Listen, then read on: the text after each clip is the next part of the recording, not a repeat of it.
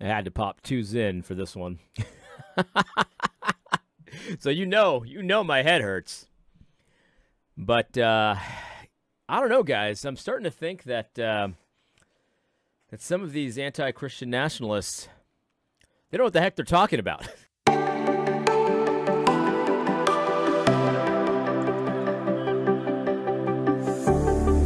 Yeah, man. Just now, I just started. Just occurred to me. Oh man. So I saw this tweet from Scott Aniol, and I don't even understand. Like, when I saw it, I think I understand now, but I don't even understand what was the point he was trying to make here. Like, why is this so important to him? Let me just read you the tweet, and it may not even make sense to you, because it doesn't really make sense at all once you kind of look into it a little bit. But here's what it says. It says, quote, "Ethnicity is a group of people with a shared heritage. Culture is how people behave. Keeping those distinct is very, very important." He put two verys there, so you know he's not kidding. And I read this, and I said to myself, you know, when I think of the word ethnicity and I think of the word culture, I think of them as very linked. There maybe there's a distinction there, I think, but they're very, very linked, you know, and they're so linked that a lot of people will use them sort of interchangeably. Now, that might not be technically accurate, but there's just so much connection there. You know, people of the same ethnicity oftentimes share a culture very closely. And the thing about culture is that it can change over time. It can morph over time. In fact, I was recently talking to a German immigrant, and, you know, real German guy, stout guy kind of thing. And we were talking about the area of Texas where we were. And there's like a German area of Texas. But he said that going there is like going to Germany, but back in time, like you know, back 50, 100 years ago. And even their dialect, even some of the things, like not just what they do and how they behave, but their dialect is very different than Germany today. And over time, you know, Germany today has changed, and so culture is a little bit fluid, but there's definitely something to it as well, you know. And there are people that study this. That's not me. But you know, you go to like Chinatown in any city, or you know, you go to Little Italy or whatever, and you see that you know, yeah, they're ethnically Italian there, they're ethnically Jewish, or ethnically whatever, Chinese, and they have a culture that's very different than if you walk a few blocks down the street and you're in Little Mexico. Do Little Mexicos exist? I guess they probably do. I don't know. I don't think I've ever been to a Little Mexico, or a Little Havana, or something like that, or the Bronx. You know, the Bronx is just Puerto Rican. Not really. There's different sections of the Bronx and all that. But anyway, so you know, you understand that though there might be differences, and though I might be a Puerto Rican and ethnically Puerto Rican, and you know, that kind of thing, a lot of my behavior is different from people in the island because there's some fluidity there and all that kind of thing. But there's also going to be some things that I do that my family does, and it's going to be different than your family, because I am Puerto Rican. You know, there'll be certain things that we'll do at Christmas, or things that we'll eat at Christmas, or even just behaviors and how you engage the world and things like that. That are going to be different, right? So anyway, there's a part of me that is sort of very New England, because I grew up in New England and I'm still here, and I love New England and I like being New England.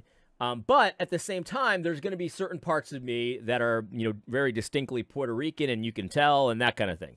And so, you know, while ethnicity and culture are not identical, they're very, very connected, and depending on where you're at and who you're around and stuff like that, they can be very connected.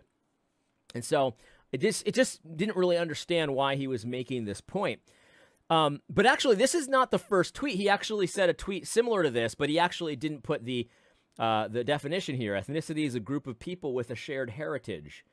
And so, you know, I have a general idea of what heritage meant, but I just wanted to look it up because I just wanted to make sure that I wasn't crazy. And so I did. I looked it up. I just, you know, did a quick Google search here, and I typed in the word heritage, and it has different definitions. Of course, there's different usages and stuff like that, but here's one that I think is kind of what he was driving at. Valued objects and qualities such as cultural traditions. Cultural traditions, that's part of your heritage. And so Scott here, he's very keen on making this weird distinction, but it's like even the definitions of these things recognize that they're very tightly linked. Ethnicity is a group of people with shared cultural traditions. Culture is how people behave. These aren't totally separate. You know what I mean? Ethnicity and culture, these are things that we all... And the thing is, and this is the thing, it almost feels stupid to do this video. But, you know, we live in 2023, so I have to do these kind of videos where I say something that is patently obvious to pretty much everyone who's an honest actor. That these things are very closely connected. Sure, maybe there's some kind of scientific difference, but they're very connected. And so this major chasm of distinction that you feel like you're making here is totally irrelevant to normal people. You're not crazy. Ethnicity and culture, they're very similar. Chances are, if you see a Puerto Rican walking down the streets in the Bronx, he's going to have a Puerto Rican culture. You know what I mean? Because he has a shared heritage with Puerto Ricans. You can be sure that if you see a Chinese person, chances are their family dynamic and the way that they operate, the way they engage the world, their traditions, they're very Chinese. This is the reason why ethnic jokes are funny. This is the reason why ethnic stereotypes exist. It's because there's truth there. And it doesn't do you any good to find the one Chinese person that doesn't really act Chinese and say, see, they don't all act that way. Well, that's the point. He's an outlier. And so you could tell a Chinese joke and everybody laughs because they know there's an element of truth there, and people do find some of the things that Chinese people do, you know, kind of funny in comparison to the things that they do. And black people think the same about white people, and white people think the same, and black people, from Jamaica think the same about black people from Nigeria or whatever it is. Like, the reason those jokes land is because ethnicity and culture are tightly connected. And so I wanted to just to say that when I read this tweet, I wondered to myself, what are these holy robes he's getting on? Why is he doing this? And then I found out that what he's trying to do is she's trying to say that people that said the thing that I just said about how ethnicity and culture, they're very tightly connected. Well, those people must be white supremacists.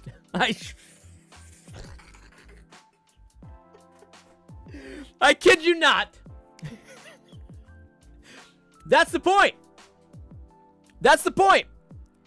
Multiculturalism and white supremacy both equate culture with ethnicity, and they're both wrong. Well, maybe if they're both wrong, I didn't read this article because I'm not clicking on G3. I'm not doing that. Maybe I probably have to read the article. I will read the article. But he wants you to say, oh, see, all these ethnocentric white Christian nationalists out there, they're just like the multiculturalists. They both get this wrong. I'm not so sure they're wrong.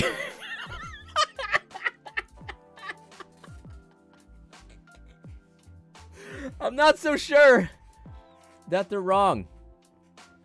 And I gotta be honest, I grew up, and I'm just, this is autobiographical to a certain degree.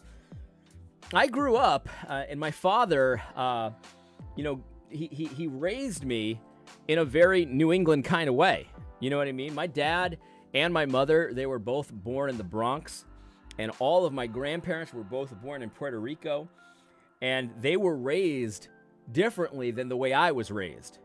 You know, and some of this I feel like was to my detriment, and some of it was good. But for example, like I didn't grow up learning Spanish. That's just something my father chose not to do. I wish he did, but he didn't. My father speaks Spanish. Kinda. He does.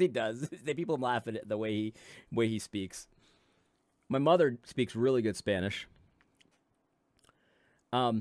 And the thing is, like, my cousins that grew up in a more Puerto Rican way, they'll often just kind of laugh. Oh, you're whited out, kind of thing. That's what they'll say. And people in my life have said that to other people, and they've gotten very offended by that. I never got offended by that because it was true. It was true in a sense, right? Not completely. Like, obviously, I'm Puerto Rican still, and I do have some elements of Puerto Rican culture that I practice and that I do. But again, guys, you're not crazy. Like, don't let guys like Scott. Here's Scott. This is him. Don't let this guy make you like second guess reality. It's reality that ethnicity and culture are very, very closely connected. That's reality. Don't let these guys disconnect you from how the world actually is, and they have purposes for what they do. They have purposes for what they do. And even if they're not really in the know of what those purposes are, because I don't think that Scott is like planning and plotting and performing dark alchemy to try to get you to deny reality. I don't think that that's what Scott's up to. But Scott, he was brainwashed as a child, but it wasn't just him; it was all of us.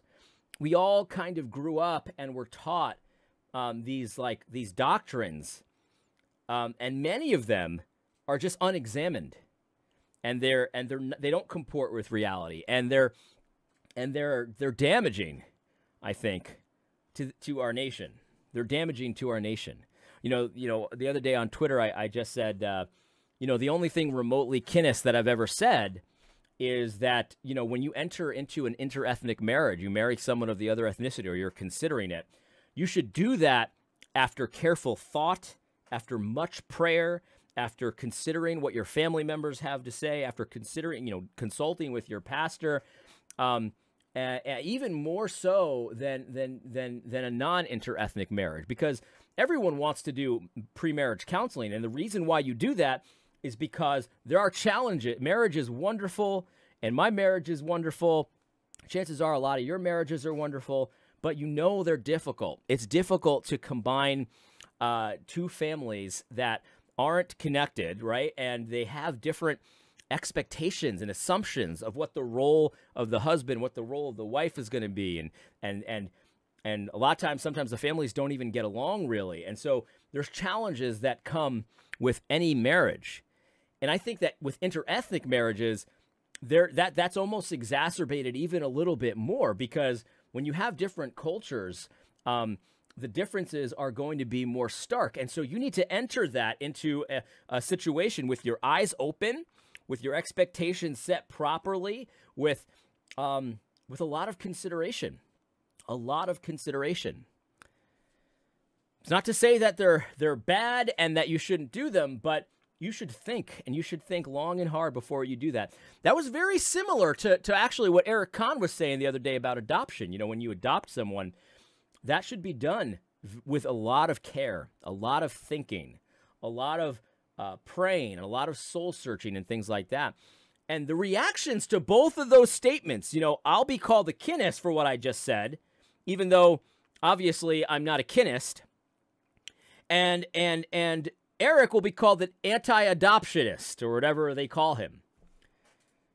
Only because he said, you really need to think about this. It's not something that you can just enter into assuming everything's going to be okay. You've got to actually plan. If you fail to plan, you plan to fail. That's what he's saying. And people responded to that with fury, with anger, they were scandalized by that. Even a lot of these G3 guys were scandalized by that. It's like they're scandalized if you even think about it. And here's the thing. That's the sign, in my opinion, that you're dealing with kind of a form of doctrine. Because if somebody came to me and it was close to me or whatever and said, hey, I'm toying with the idea of Unitarianism, like I probably wouldn't respond that way, but still, like I would be sort of scandalized. No, don't go down that road. Don't go down that road. So what are they really offended by? They're offended that you would even think about these doctrines that they grew up believing. So I've got a lot of sympathy for people like that. I do. I have a lot of sympathy for this man because he was brainwashed just like I was. And so far, he has not been able to break the programming. And I get it, man. The other day, Andrew Isker said about the previous generation, they were the most psyoped generation in history. And that's true. That's true. And so that does not give you an excuse for promoting things that are wrong or even evil or even immoral. That doesn't give you an excuse. But from my perspective, it gives me a lot of sympathy for that. I don't get mad at Scott Aniol. Because he's responding to stimuli, quite frankly, the way that he was taught to. And so, that's kind of my take on this. But yeah, I mean, you don't have to deny reality, friends. It's not evil. I know it's going against the doctrines you grew up with and all of this kind of thing. And you were taught them in public school or whatever, and by movies and all this kind of stuff. I know it goes against the doctrine. Obviously, interethnic marriages is the best thing ever, and you don't even have to think about it. That kind of thing. It's just good. In fact, it's the Uber. It's the Uber gospel. I know that's what you were taught, but you don't have to deny reality in order to have respectability, to be in the in crowd. Or maybe you do in the in crowd, but if you're not concerned with being in the in crowd, you don't have to deny reality. You know why ethnic jokes are funny. You know why you laugh at them. You know why stereotypes exist. It's because ethnicity and culture are very connected, and it's real. And you might not know the intricacies of it. You might not know the science of it and all that. That's okay. That's okay. Anyway, I hope you found this video helpful. God bless.